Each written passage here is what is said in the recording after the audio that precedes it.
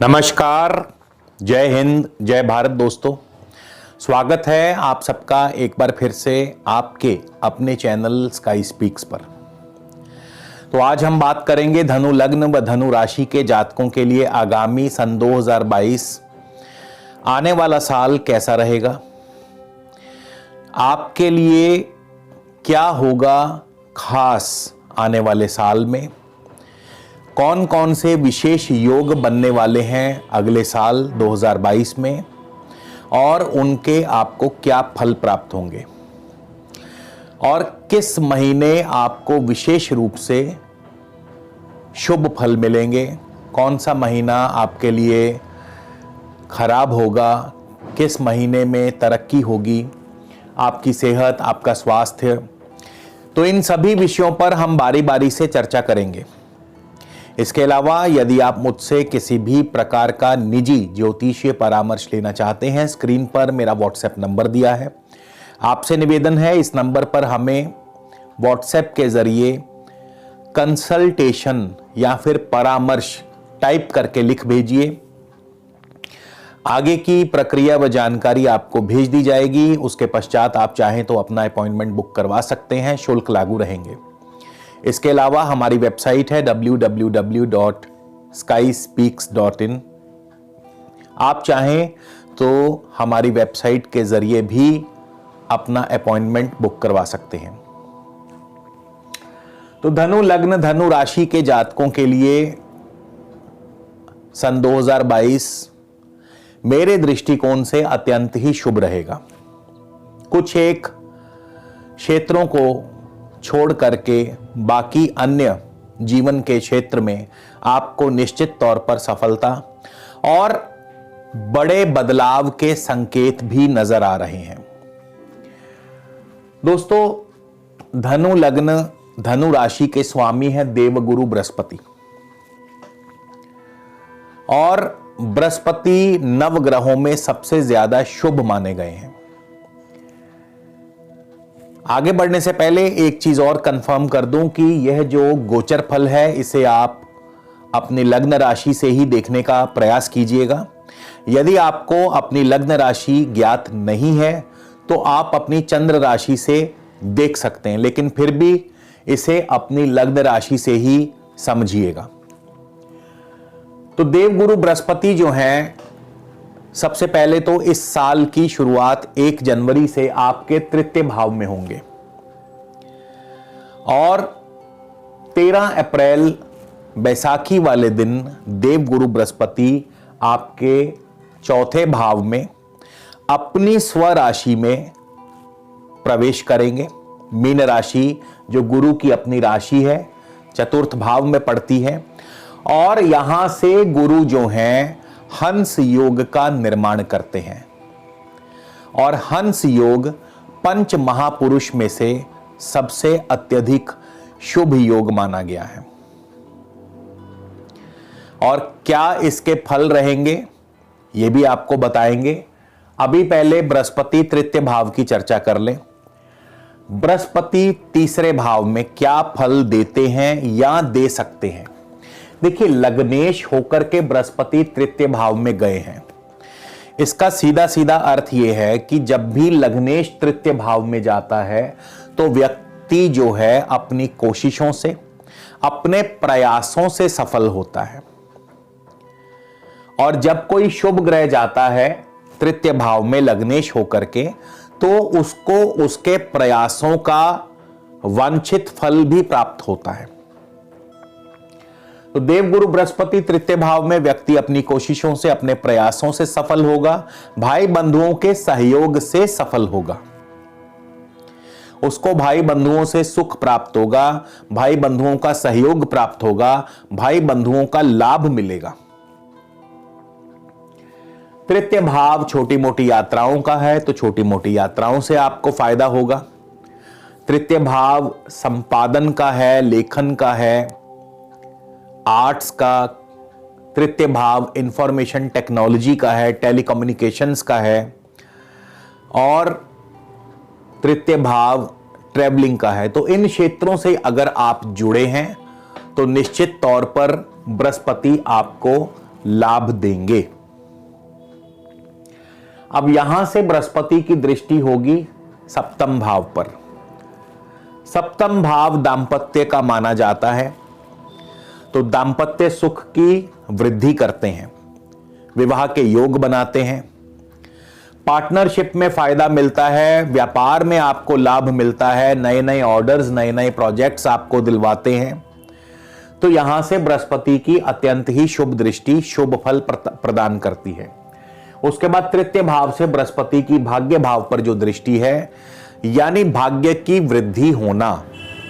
इसका सीधा सीधा अर्थ यह है कि बृहस्पति जो लग्नेश होकर के तृतीय भाव में बैठे हैं, ये आपके प्रयासों के साथ साथ आपको भाग्य का भी साथ मिलता है, यानी दैवीय कृपा आप पर बनी रहती है, भाग्य आपके साथ रहता है, पिता की तरफ से सुख व सहयोग आपको प्राप्त होता है, इंपोर्ट एक्सपोर्ट के कारोबार में आपको लाभ होता है, लंबी दूरी की यात्राएं आपको मिलती हैं, उनसे लाभ भी मिलता है, और हायर एजुकेशन में भी आपको फायदा या सफलता प्राप्त होती है।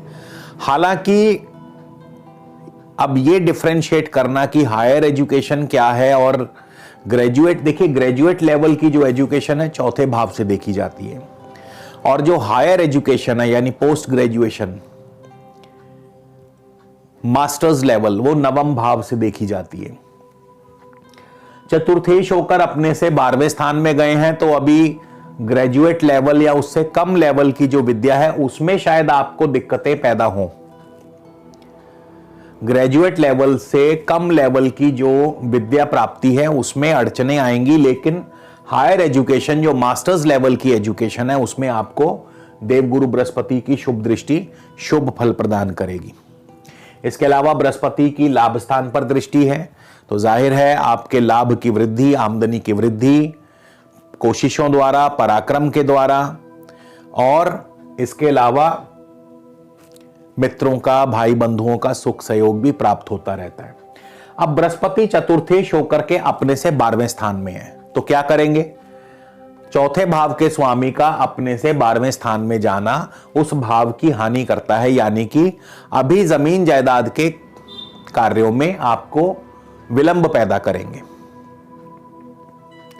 और साथ ही साथ स्थान परिवर्तन के योग भी बनाते हैं। लेकिन 13 अप्रैल को बैसाखी वाले दिन देवगुरु बृहस्पति अपने चौथे भाव, अपनी स्वराशि में प्रवेश कर जाएंगे, मीन राशि में, और गुरु के मीन राशि में प्रवेश करते ही हंस योग बनेगा। पंच महापुरुष में से सबसे अत्यंत बलशाली और शुभ योग माना जाता है हंस योग। और ये क्या फल देगा? तो सबसे पहले हंस योग के प्रभाव से मान पद प्रतिष्ठा की प्राप्ति होगी, नौकरी व कारोबार में तरक्की होगी, क्योंकि बृहस्पति की 7वीं दृष्टि होगी आपके दशम भाव पर। तो व्यापार की वृद्धि करेंगे, नौकरी में कारोबार में तरक्की व प्रमोशन दिलाएंगे। इसके अलावा हंस योग के निर्माण से उच्च शिक्षा की प्राप्ति होगी। भूमि, भवन, वाहन, कृषि और शिक्षा, इन 5 क्षेत्रों से आपको सफलता व लाभ दिलवाएंगे। नई भूमि, नए भवन का योग सुख मिल सकता है, नए वाहन का सुख प्राप्त हो सकता है, कृषि कार्यों में आपको लाभ मिलेगा। इसके अलावा आपको शिक्षा के क्षेत्र में भी आगे रखेंगे, अग्रणी। बृहस्पति की अष्टम भाव पर दृष्टि होगी। चौथे भाव से अपनी स्वराशि से बृहस्पति की अपनी उच्च राशि पर दृष्टि पैतृक सुख संपदा का संकेत देती है, यानी आपको पैतृक सुख संपदा की प्राप्ति हो सकती है। आपकी कोई रुकी हुई फंसी हुई पेमेंट आपको मिल सकती है, कोई मृत धन आपको मिल सकता है, इंश्योरेंस क्लेम आपको मिल सकता है। तो ये जो अष्टम भाव है ये मृत धन और पैतृक संपदा प्राप्त करवाता है अचानक। और इसके अलावा अष्टम भाव गूढ़ ज्ञान का भी है। बृहस्पति ज्ञान के देवता हैं। बृहस्पति नॉलेजफुल हैं। और अष्टम भाव गूढ़ तंत्र मंत्र, इन विद्याओं में, पराविद्याओं में, तो इन विद्याओं में भी व्यक्ति का जो रुचि है वो बढ़ती है और सफलता भी प्राप्त होती है। तो जो लोग भी तंत्र मंत्र व ज्योतिष आदि कार्यों से जुड़े हैं, साधना से जुड़े हैं, उनकी साधना भी पूर्ण होगी, सफलता प्राप्त होगी। इसके बाद दशम भाव पर तो मैंने बता ही दिया कि बृहस्पति की दृष्टि नौकरी व कारोबार में प्रमोशन, तरक्की, सफलता दिलवाती है। बृहस्पति की 12वें स्थान पर दृष्टि, अब चौथे भाव से बृहस्पति की 12वें स्थान पर जो दृष्टि है, यह आपके निवेश को दर्शाती है। यह निवेश आपके विदेशी व्यापार में भी हो सकता है और जमीन जायदाद में भी आपका निवेश हो सकता है, यानी नई भूमि, नए भवन के सुख की प्राप्ति, जमीन जायदाद की प्राप्ति। जो घर आप बनाना चाहते हैं वो अब देवगुरु बृहस्पति आपको बनवा करके देंगे। इसीलिए मैंने कहा कि बड़े बदलाव के संकेत, क्योंकि अब आप अपने खुद के घर में प्रवेश कर सकते हैं यदि आप इस ओर प्रयासरत हैं। और बिजनेस में भी बड़े स्तर पर निवेश होंगे, विदेशी व्यापार भी फलेगा फूलेगा। तो बृहस्पति का चौथे भाव में आगमन जो है आपके लिए अत्यंत ही शुभ फल लेकर के आया है। और वर्ष भर जब तक बृहस्पति चौथे भाव में है तब तक आपको इन सभी फलों की प्राप्ति करवाते रहेंगे। हंस योग का शुभ फल मिलेगा, लेकिन हंस योग का एक समय ऐसा भी आएगा जब आपको ये सारे के सारे शुभ फल नहीं मिलेंगे। और वो समय कौन सा होगा? 28 जुलाई से लेकर के 23 नवंबर तक का। ऐसा इसलिए मैंने कहा है क्योंकि 28 जुलाई से लेकर के 23 नवंबर तक देवगुरु बृहस्पति वक्री होंगे। और जब भी कोई ग्रह वक्री होता है तो अपने कार्यों में, अपने शुभ फलों में विलंब पैदा करने लगता है, डिले पैदा कर देता है। तो आपके जो कार्य चल रहे होंगे वो विलंब से होने शुरू होंगे, उनमें डिले पैदा होना शुरू हो जाएगा। तो जाहिर है कि वो समय जो रहेगा वो थोड़ा सा धीमा रहेगा। कार्य जो है धीमी गति से पूर्ण होंगे, पूर्ण अवश्य होंगे लेकिन धीमी गति से। तो 28 जुलाई से 23 नवंबर तक इस हंस योग का जो प्रभाव है थोड़ा सा धीमा पड़ सकता है। इसके पश्चात शनि की बात कर ले। शनि आपके धनेश हैं, धन भाव के स्वामी हैं शनि, और शनि भी 29 अप्रैल तक आपके धन भाव में रहेंगे। अब शनि जो हैं शनय शनय धीरे धीरे धन की गति को बढ़ाते हैं। धन आएगा, लेकिन धन आएगा उन कार्यों से जिन कार्यों में लंबा समय लगता है। धीमी गति के जो कार्य हैं, जैसे कि कंस्ट्रक्शन का काम धीमी गति का काम है, मैन्युफैक्चरिंग, आप कोई भी पदार्थ यदि आप कोई भी प्रोडक्ट यदि आप बनाते हैं तो ऐसा नहीं है कि वो एक ही दिन में बन जाता होगा, जिनमें लंबा समय लगता होगा। कुछ प्रोडक्ट्स ऐसे होते हैं जिनको लंबा समय लगता है बनाने में, तो उन प्रोडक्ट्स में आपको अवश्य ही शनिदेव लाभ करवाएंगे। लोहे के कारोबार से, लकड़ी के कारोबार से, तेल के कारोबार से, इसके अलावा शनि सिविल इंजीनियरिंग से, शनि के बहुत सारे कार्य हैं जिनमें मुख्यतः लोहा, लकड़ी, तेल, इनसे जुड़े जितने भी कारोबार हैं, इन क्षेत्रों में शनिदेव आपको लाभ करवाएंगे। डेंटिस्ट, शनिदेव डेंटिस्ट भी बनाते हैं। इसके अलावा द्वितीय भाव में शनिदेव आपके आंखों के लिए यानी नेत्र संबंधी कोई ना कोई कष्ट या परेशानी जरूर देते हैं। तो नेत्र में कष्ट या परेशानी आ सकती है, उसके लिए ध्यान रखिएगा। अब यहां से शनि की चौथे भाव पर दृष्टि रहेगी, तो चौथे भाव पर जो शनि की दृष्टि है ये जमीन जायदाद को बिकवा देती है। यानी अगर आप जमीन जायदाद बेचना चाह रहे हैं, 29 अप्रैल तक अभी शनि यहीं रहेंगे और शनि की दृष्टि जो है जमीन जायदाद को बिकवा देती है। तो जो भी कोई आप प्रॉपर्टी बेचना चाहते हैं तो उसके बेचने के प्रबल योग बन सकते हैं। इसके अलावा चौथा भाव जो है ये विद्या का भी है। शनि जो है विद्या के क्षेत्र में आपके अड़चने पैदा करते हैं। भूमि, भवन, वाहन, कृषि और शिक्षा। तो शिक्षा जो है चौथे भाव शनि की दृष्टि के फलस्वरूप शिक्षा में व्यवधान पैदा करते हैं जब तक शनि मकर राशि में है। इसके बाद शनि की अष्टम भाव पर दृष्टि। अष्टम भाव पर शनि की दृष्टि जो है, अब देखिए गुरु की दृष्टि पैतृक सुख संपदा को दिलवाती है। गुरु जब आएंगे यहां चतुर्थ भाव में और अष्टम पर दृष्टि डालेंगे तो पैतृक सुख संपदा को दिलवाते हैं, लेकिन शनि उसमें रोक पैदा करते हैं, रुकावट पैदा करते हैं। तो 29 अप्रैल को शनि भी चले जाएंगे तृतीय भाव में, तो यहां से शनि की दृष्टि हट जाएगी और गुरु की दृष्टि शुरू हो जाएगी। देखिए किस तरह से ग्रह जो हैं अलाइनमेंट के साथ चलते हैं कि एक तरफ से शनि की कुदृष्टि जैसे ही हटी और गुरु की शुभ दृष्टि जैसे ही पड़ी तो अचानक धन लाभ, पैतृक संपदा की प्राप्ति या कोई रुका हुआ फंसा हुआ धन आपको मिल सकता है। लेकिन जब तक शनि की दृष्टि है अष्टम भाव पर तो इन चीजों पर रोक लगा के रखेंगे, रुकावट डाल के रखेंगे।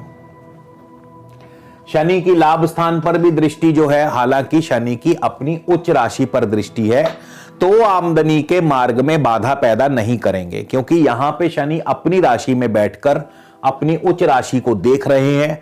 लेकिन आमदनी जो होगी वो लंबे समय तक करने वाले कार्यों से होगी। जिन कार्यों में अधिक समय लगता होगा उन कार्यों से शनि आपको लाभ और सफलता दिलवाते हैं। शनि चले जाएंगे तृतीय भाव में 29 अप्रैल को और तृतीय भाव शनि का अपना भाव है। शनि की अपनी राशि है, स्वराशि है कुंभ राशि, और शनि इस राशि में अपनी मूल त्रिकोण राशि में भी होंगे। तो शनि जो है यहां पर तृतीय भाव में आपको भाई बंधुओं का सुख सहयोग दिलाते हैं, अपनी राशि में है। भाई बंधुओं के सुख सहयोग से आपको सफलता अर्जित करवाते हैं। इसके अलावा जैसा कि तृतीय भाव, जिन जिन बातों का तृतीय भाव से विचार किया जाता है, आपको लेखन, संपादन, आईटी क्षेत्र, इसके अलावा ब्रोकरेज, ये सभी कार्य लेकिन लंबे समय तक जो चलते हैं, लंबे समय तक जो चलने वाले कार्य हैं उनमें शनि आपको लाभ भी दिलवाएंगे, सफलता भी दिलवाएंगे। यात्राओं में कष्ट दे सकते हैं क्योंकि शनि यात्रा, छोटी मोटी यात्रा में कष्ट दे सकते हैं, असुविधा पैदा कर सकते हैं छोटी मोटी यात्राओं में। शनि की यहां से पंचम भाव पर दृष्टि, और 29 अप्रैल को शनि आएंगे तो 12 अप्रैल को राहु भी पहुंच चुके होंगे पंचम भाव में। अब शनि की जो पंचम भाव पर दृष्टि रहेगी और राहु जो कि पंचम भाव में मौजूद हैं, तो संतान पक्ष की तरफ से आपको चिंता व तनाव पैदा करते हैं। यानी कि संतान को हानि या संतान को कष्ट हो सकता है, या फिर जो गर्भवती महिलाएं हैं उनको अत्यधिक सावधान रहना होगा, क्योंकि एक तरफ स्वयं राहु बैठे होंगे, दूसरी तरफ शनि की तृतीय दृष्टि रहेगी पंचम भाव पर। पंचम भाव लव लाइफ का है, आपके प्रेम संबंध खराब करेंगे, दरार पैदा करेंगे, अलगाव पैदा करेंगे, सेपरेशन करवा सकते हैं। और इसके अलावा पंचम भाव जो है शेयर मार्केट का है। अब शनि राहु तो शेयर मार्केट के कारक ग्रह माने गए, अचानक लाभ दिलवाते हैं, लेकिन शनि की दृष्टि के फलस्वरूप मैं आपको यही कहूंगा कि जोखिम मत लीजिएगा, जोखिम मत लीजिएगा। और अगर जोखिम लेना ही है तो फिर लंबा निवेश कीजिए, कम से कम जब तक शनि यहां से हट नहीं जाते। और यानी कि लंबा निवेश के अर्थ है कि कम से कम मिनिमम 1 साल तक का निवेश कीजिएगा। तो शनि जो है, आप यदि लंबा निवेश करते हैं शेयर मार्केट में, लॉन्ग टर्म इन्वेस्टमेंट करते हैं, तो आपको फायदा दिला सकते हैं। अन्य मामलों में राहु और शनि के प्रभाव से पंचम भाव जो है अत्यधिक शुभ फल प्रदान नहीं करेगा। खास करके संतान पक्ष की तरफ से तो अवश्य ही कोई ना कोई चिंता व तनाव अवश्य बना रहेगा। शनि की दृष्टि रहेगी भाग्य भाव पर।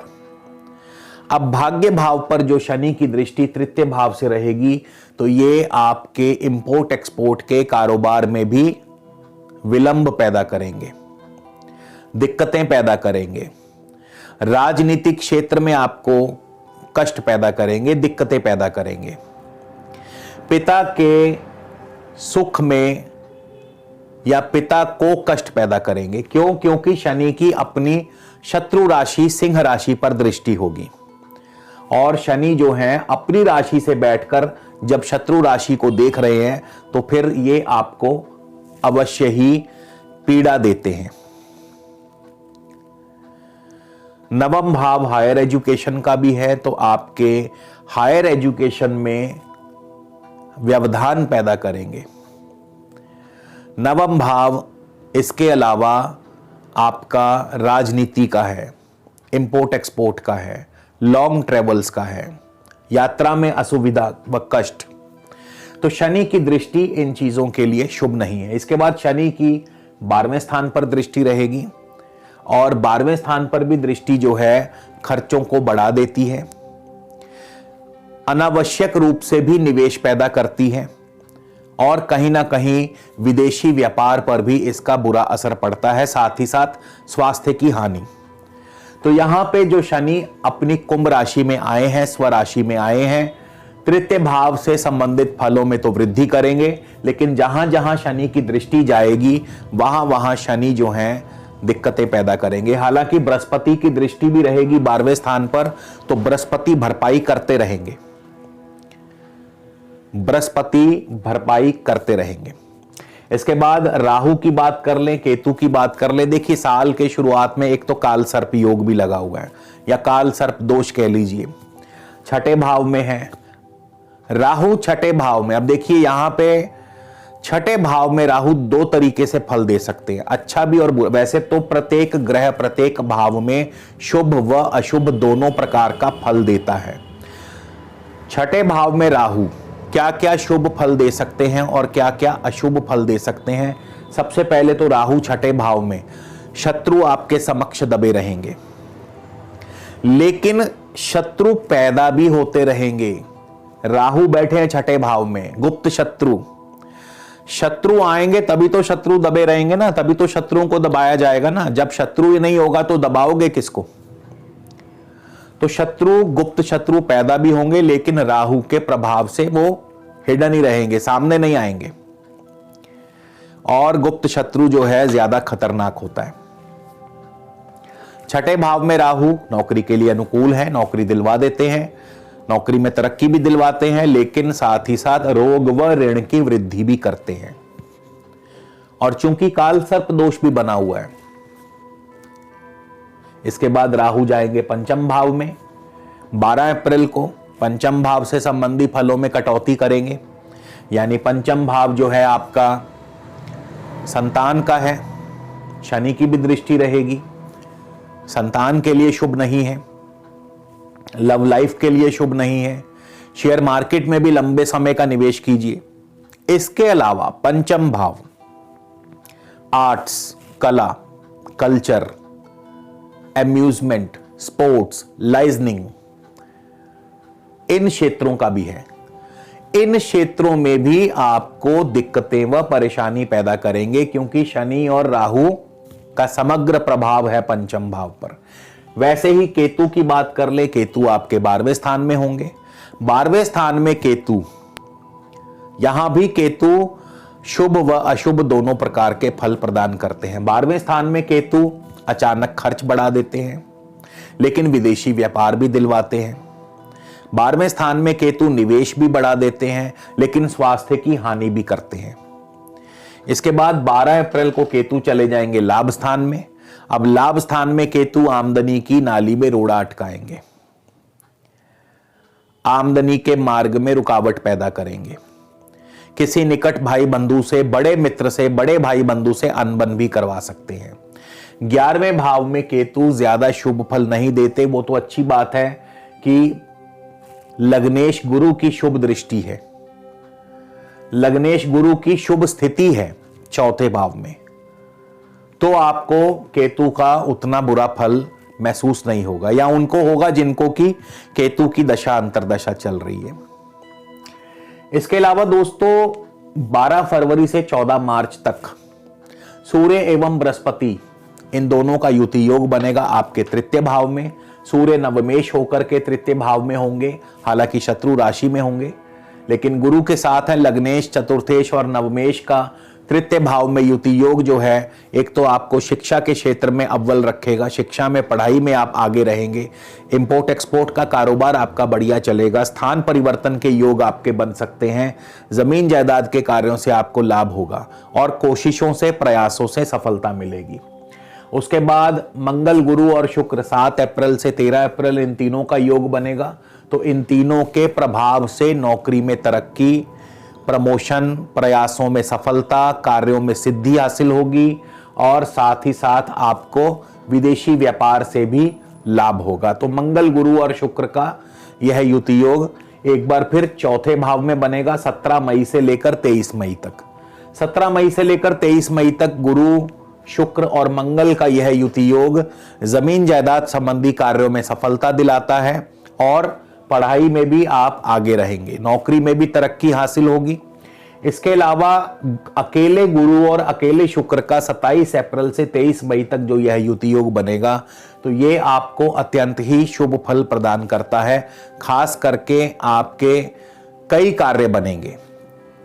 27 अप्रैल से 23 मई तक आपके कई कार्य सिद्ध होंगे, बहुत से कार्यों में आपको सफलता, और ये कार्य खास करके आपके जमीन जायदाद यानी भूमि, भवन, वाहन, कृषि, शिक्षा इन क्षेत्रों से और नौकरी, खास करके नौकरी के क्षेत्र से जुड़े इन कार्यों में आपको सिद्धि व सफलता प्राप्त होगी। इसके अलावा बुध और गुरु का समसप्तक योग बनेगा 20 अगस्त से 26 अक्टूबर, यानी गुरु होंगे अपनी मीन राशि स्वराशि में और बुध होंगे अपनी उच्च राशि दशम भाव में।